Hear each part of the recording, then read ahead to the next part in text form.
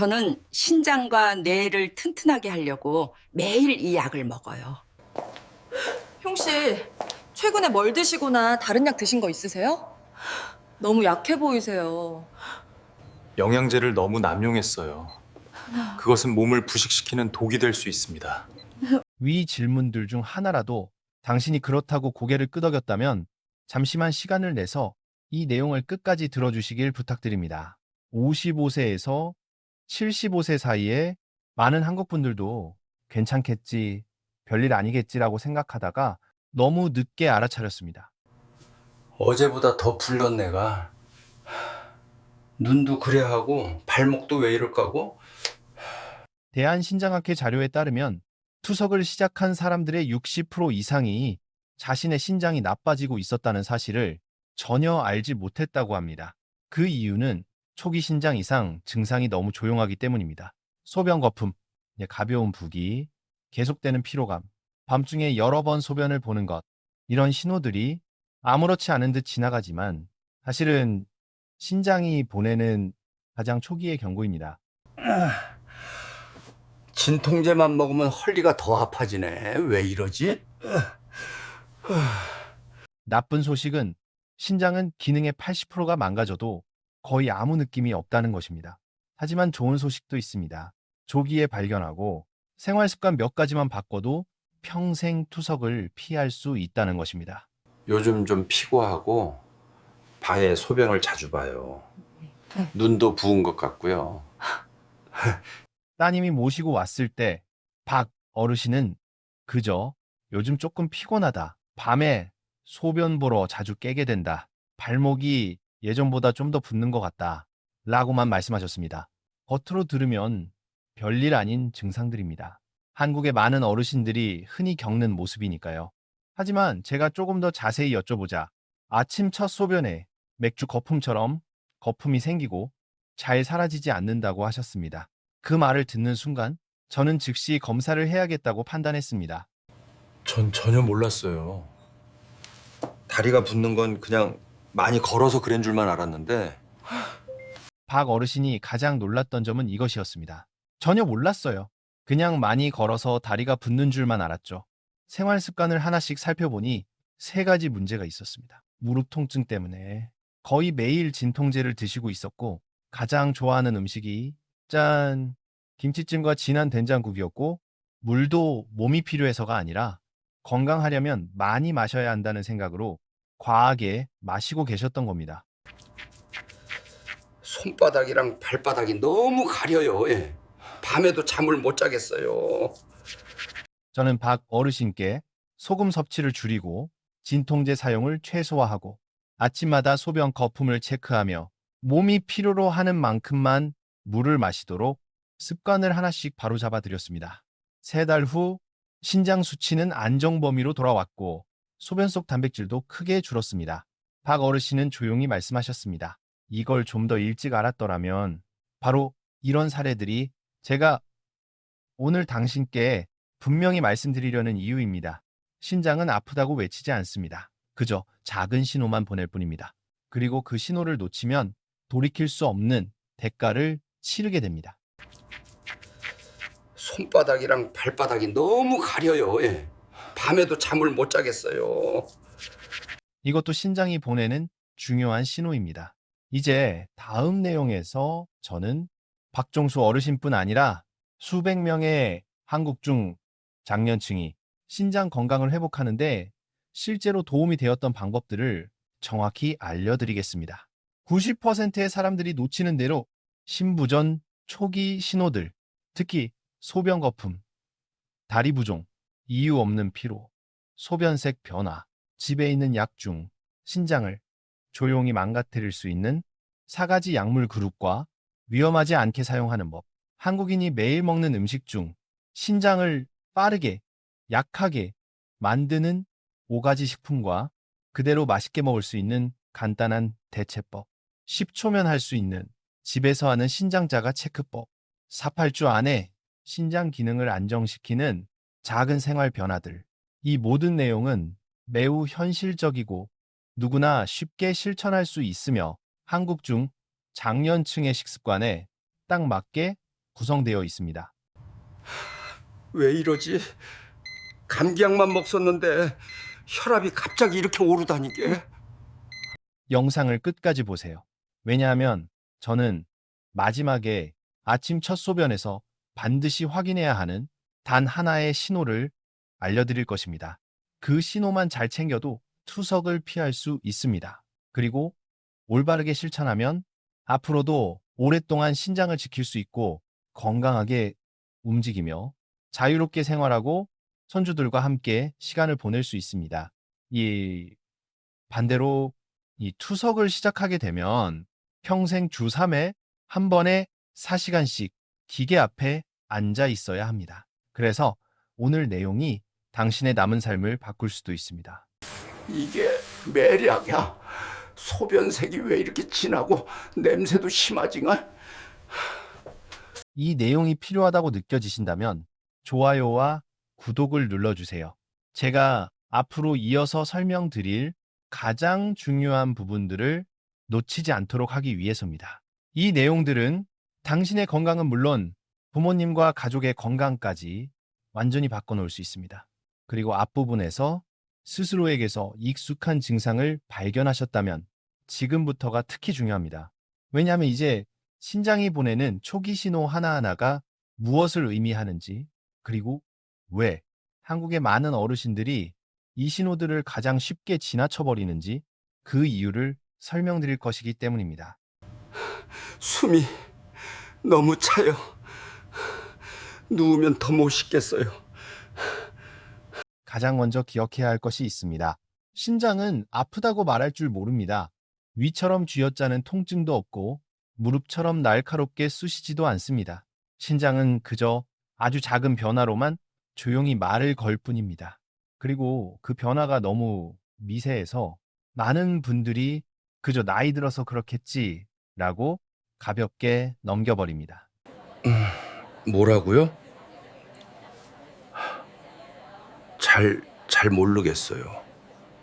가장 초기 신호 중 하나는 아침 첫 소변의 거품입니다. 물이 세게 부어서 생기는 거품이 아니라 맥주 거품처럼 두껍고 몇 분이 지나도 잘 가라앉지 않는 거품입니다. 젊은 사람에게는 드뭅니다. 하지만 한국의 많은 어르신들은 어제 짠 걸 먹어서 그렇겠지, 급하게 소변 봤으니까 그렇겠지 라고 넘겨버립니다. 그러나 사실 이것은 단백질이 소변으로 새고 있다는 뜻, 즉 신장의 필터가 손상되었다는 대로 아주 초기의 경고입니다. 두 번째 신호는 눈, 얼굴, 발목의 가벼운 부종입니다. 많은 어르신들은 김치를 늦게 먹어서 그래, 오래 걸어서 그래, 원래 체질이 이래라고 말합니다. 하지만 하루가 끝나갈수록 신발이 꽉 끼고 양말 자국이 오래 남는다면 몸이 물을 잡아두고 있는 것입니다. 즉, 신장이 제 역할을 제때 하지 못하고 있다는 뜻입니다. 세 번째 신호는 이유 없는 피로감, 자고 일어나도 개운하지 않은 느낌입니다.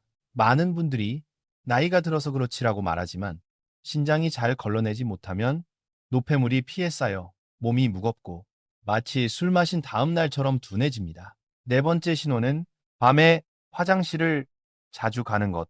예전에는 한 번도 안 깼는데 요즘은 이 3번, 심하면 4번 일어난다면 이것은 신장이 낮 동안 처리하지 못한 수분을 밤에 보충 작업하고 있다는 뜻입니다. 전문가 문헌에서도 반복해서 강조합니다. 신장질환 초기에는 통증도 열도, 염증도 없습니다. 오직 아주 미세한 변화만 있을 뿐입니다. 이제 인천의 72세 이순자 할머니 이야기를 들려드리겠습니다. 할머니는 약간 난처한 표정으로 말했습니다. 현우 씨, 요즘 밤에 자꾸 깨고 얼굴이 조금 붓는데 나이 들어서 그런 줄 알았어요. 제가 여쭤보았습니다. 아침 첫 소변에 거품이죠? 오래 남아있지는 않으세요? 할머니는 깜짝 놀라며 말했습니다. 어떻게 하셨어요? 맥주 거품 같고 오래 서 있어도 잘 안 사라져요. 저희는 바로 검사를 진행했습니다. 결과는 단백뇨 수치 상승, 신장 기능도 위험 수준으로 감소. 할머니가 가장 충격을 받은 부분은 이 말이었습니다. 근데 저는 아무 데도 안 아팠어요. 장도 보고 요리도 하고 아침 운동도 잘하는데요. 이것이 바로 침묵의 장기 사일렌터로나 불리는 신장의 무서움입니다. 통증도 없고 염증도 없고 열도 없습니다. 단지 아주 작은 변화만 있을 뿐이고 그 변화는 나이 탓으로 착각하기 너무 쉽습니다. 할머니의 생활 습관을 살펴보니 한국 어르신들에게 매우 흔한 세 가지 원인이 있었습니다. 짠 음식, 김치 국물, 진한 된장국, 채소 찍어 먹는 소금, 참깨소금 등 무릎 통증 때문에 진통제를 자주 복용. 이 약들은 신장으로 가는 혈류를 줄입니다. 많이 마셔야 해독된다는 생각으로 밤에도 물을 많이 마시던 습관, 저는 아주 단순한 계획을 세워드렸습니다. 요리할 때 소금량 절반으로 줄이기에 꼭 필요할 때만 진통제 사용하고 더 안전한 약으로 대체하기. 물은 낮 시간에 나누어 마시고 저녁 7시 이후에는 제한. 아침 첫 소변의 거품을 10초 동안 관찰하기. 6주 후 단백뇨는 확실히 감소했고 눈 부종은 거의 사라졌으며 밤에 3번 일어나던 것도 한 번도 안 깨고 자는 밤이 찾아왔습니다. 할머니는 미소를 지으며 말했습니다. 현우 씨, 몇 가지만 바꿨을 뿐인데 저는 큰 병인 줄 알았어요. 제가 오늘 강조하고 싶은 것도 바로 이 점입니다.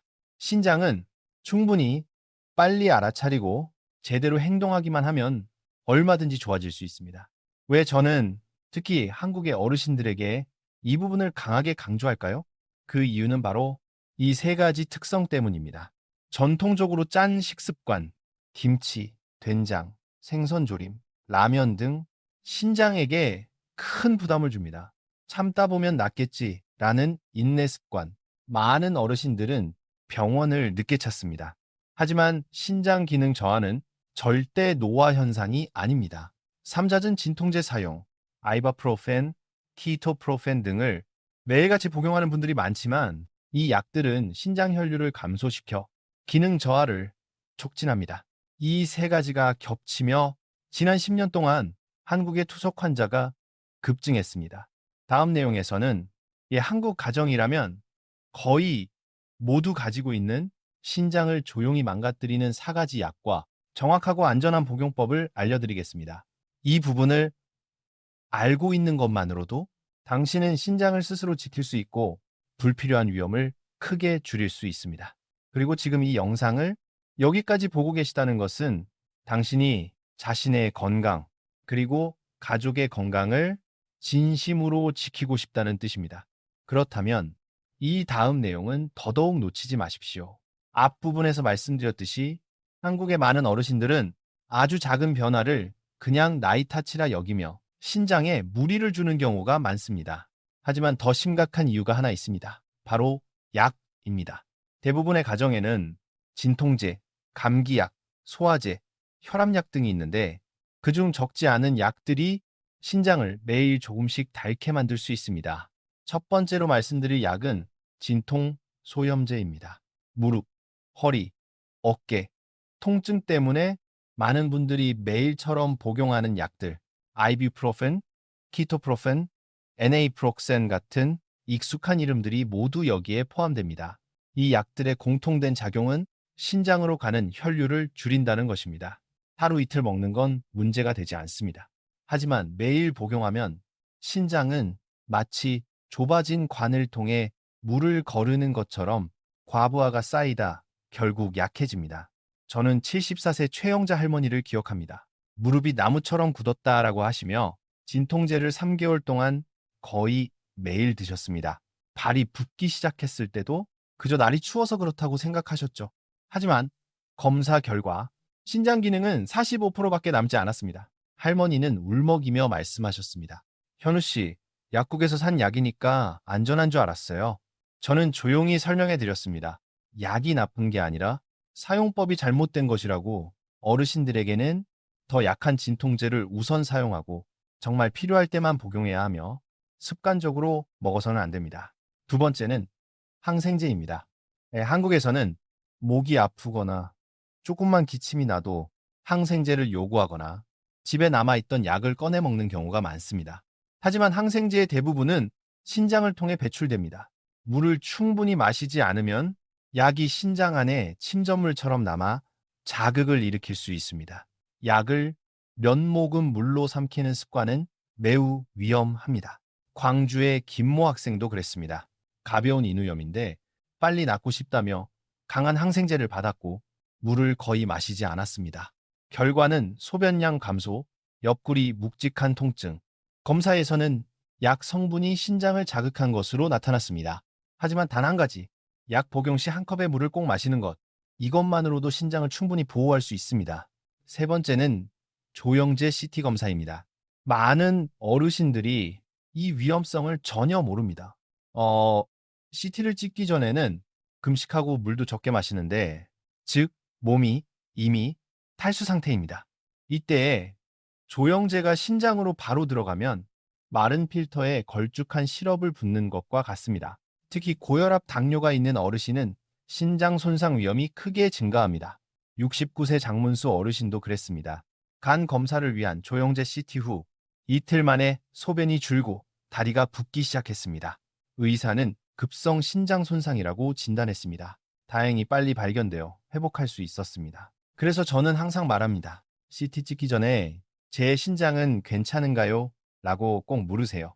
그리고 촬영 후 24, 48시간은 물을 충분히 마셔서 약물을 배출해야 합니다. 네 번째는 많은 분들이 오해하는 혈압약입니다. 하지만 분명히 말씀드립니다. 혈압약은 신장을 망가뜨리지 않습니다. 제가 경험한 모든 사례를 종합해보면 공통점은 단 하나입니다. 아무도 일부러 약을 잘못 먹지 않았다는 것. 단지 신장이 조용히 보내는 메시지를 누군가 정확히 알려주지 않았을 뿐입니다. 특히 한국 어르신들은 다음 세 가지 습관 때문에 더 큰 위험을 겪습니다. 약 설명서를 읽지 않고 복용, 옛날에 쓰던 약을 증상이 비슷하다고 스스로 다시 복용. 3.